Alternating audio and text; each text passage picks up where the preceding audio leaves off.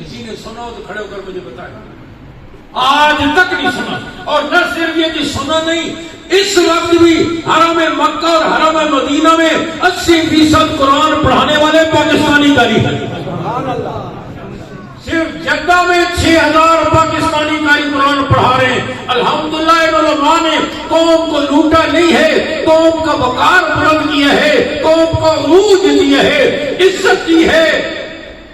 6-7 سال پہلے رابطہ عالم اسلامی کے سیکرٹری نے ہم سے کہا آپ کے پاکستان میں اس سال قرآن کے کتنے حافظ تیار ہوئے؟ ہم نے کہا وفاق ہر حافظ کا امتحان نہیں لیتا، جو دورائی بھی مکمل کر لے اس کا امتحان لیتا ہے. اس سال جن کے امتحان کے لیے داخلہ آیا ہے، یہ 6-7 سال پہلے کی بات ہے، ان کی تعداد 63,655 ہے. یہ بھی یاد رکھو، اپنے آلو ٹماٹر تو بڑے یاد رکھتے، دکان کی چیزیں، دفتر کی چیزیں، زمین، دکان اپنی ہے، دفتر اپنا ہے، زمین اپنی، تو دین بھی بھائی اپنے. کتنے حافظ تیار ہوئے؟ 63,655. وہ کہہ رہے ہیں یہ کیسے ہو سکتا ہے؟ آپ جب وہ ہمارا ہے، ہمارے ہاں ایک سال میں 5,000 حافظ تیار ہوتے ہیں، آپ کے یہاں 63,000 کہاں سے آگے؟ ایسا کیونکہ تیل تو نہیں ہے نا، تھوڑے کو زیادہ نکل آتا، حافظ بھی زیادہ رہے. اس کا تعلق تیل کے ساتھ نہیں ہے، یہ الگ محنت ہے. تو ہمیں فہرستی ای میل کرے، ہم نے فہرستی بھیجی، انہوں نے تسلی کر لی، ایک بھی کم یا زیادہ نہیں. 63,656 بھی نہیں، 654 بھی نہیں، 63,655 ہی ہے.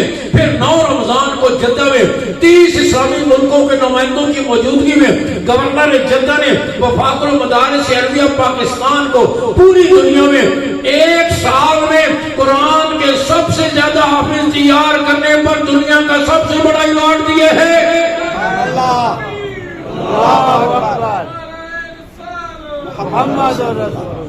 میں کہتا ہوں یہ پوری پاکستانی قوم کا اعزاز، آپ سب کا اعزاز ہے. ان بوریا نشین حفاظ کے اعزاز ہے جو سحری سے لے کر رات گئے تک پڑھاتے ہیں. اور ہم نے بارہا مذاکرات کی میز پر اور باب حکومت سے کہا تمہیں یہ اعزاز سمجھ میں نہیں آتا؟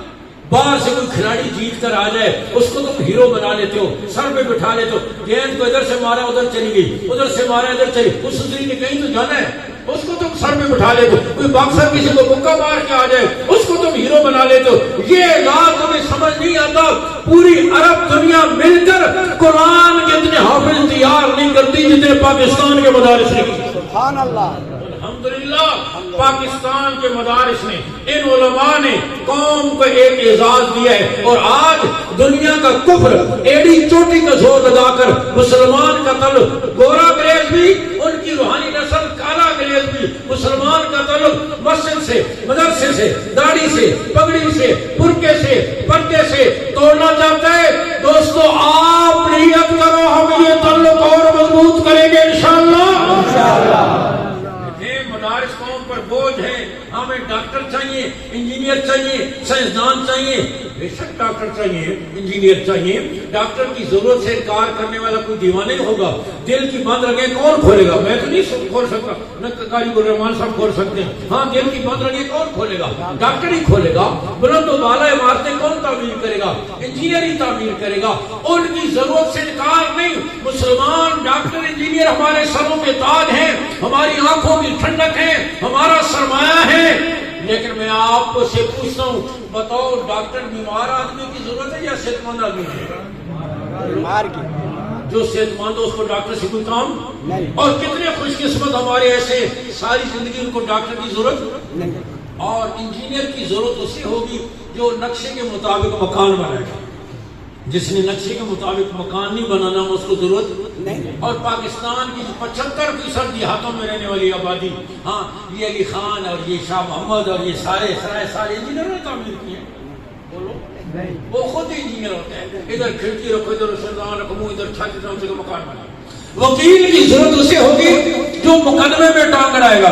جس نے مقدمہ بازی نہیں کرنی اس کو وکیل کی ضرورت نہیں. معلوم ہوا ڈاکٹر کسی کی ضرورت ہے کسی کی نہیں، انجینئر کسی کی ضرورت ہے کسی کی نہیں، وکیل کسی کی ضرورت ہے کسی کی نہیں. لیکن دینی رہنمائی پیدائش سے لے کر موت تک، مرد کی اور عورت کی، بوڑھے کی جوان کی، تندرست اور بیمار کی، شہری اور دیہاتی کی، امیر اور غریب کی، حاکم اور محکوم کی، امت مسلمہ بلکہ انسانیت کے بچے کی ضرورت ہے.